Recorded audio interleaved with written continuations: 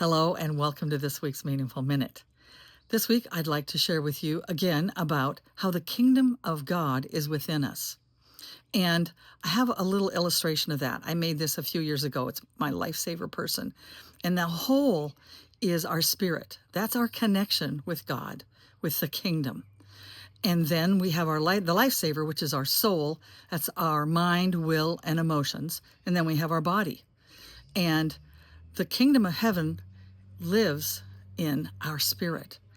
So let's do one more parable about that. And it's in Matthew chapter 13. And the story is, there was a landowner and he sowed wheat in his field.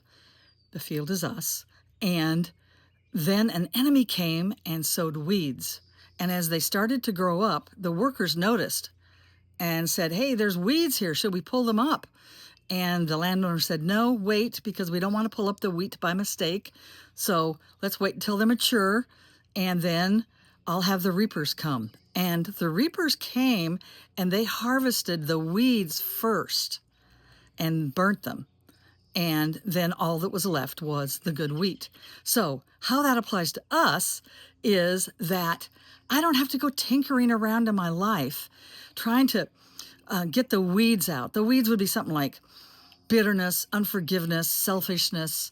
And then the wheat would be things like love, joy, peace, patience, kindness, goodness, faithfulness, gentleness, self-control, all the fruit of the Spirit.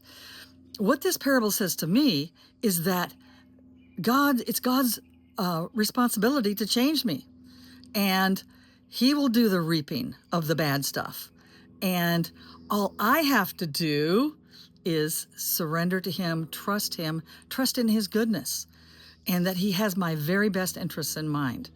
So I can let Him do the harvesting of the stuff I don't like, and then the reaping of the stuff I do like.